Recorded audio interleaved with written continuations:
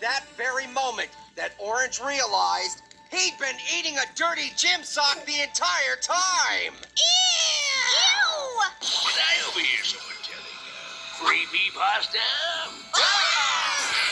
Now, that was just telling an actual story about me. So you actually ate a dirty gym sock? Like, the entire thing?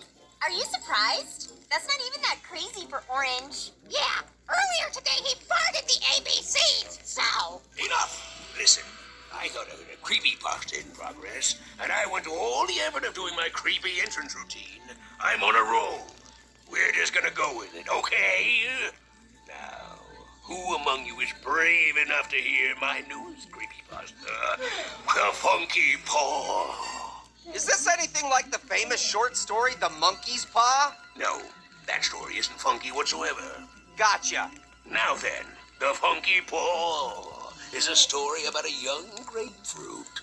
Here we go. Yes, it is indeed coincidental that you are a grapefruit, and the story involves a grapefruit. Do not interrupt me again. Now then, on to my creepypasta, which is, as always, to die for.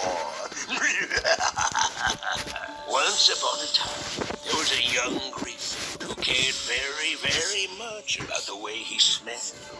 What is happening right now? I realize it's coincidental. Now stop interrupting.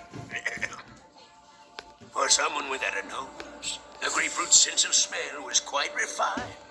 One day, while shopping for rare scents in a shop he had never visited before, he was offered a horrible-smelling Funky Paw for purchase.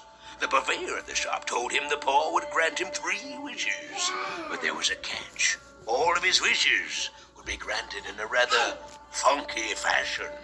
The grapefruit purchased the paw, exited the shop, and when he looked back, the shop had vanished into a cloud of greenish gas.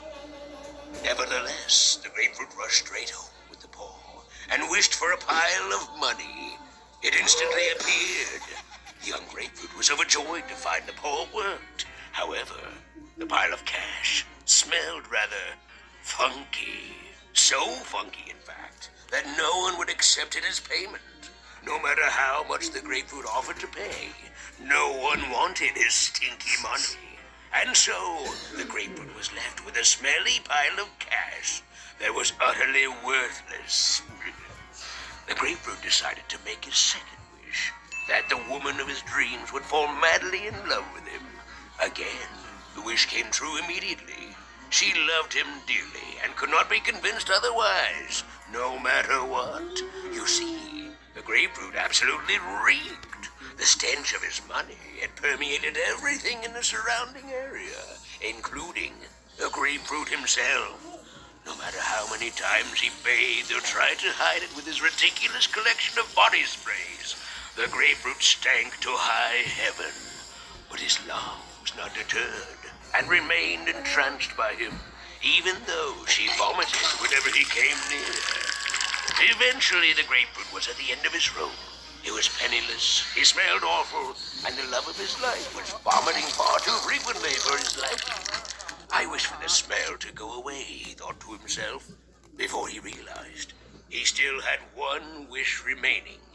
Why, he could simply wish the smell away. And so the grapefruit took up the paw and began uttering his wish aloud, saying, "I wish for the smell," but then, in the middle of his sentence, he caught a whiff of himself and vomited uncontrollably.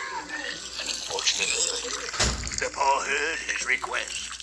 He had wished for the smell, and that's precisely what he got. From that day forward, the funky stench spread across the land, causing everyone who smelled it to bark loudly and comedically. The smell was so hard that some people even barked themselves to death.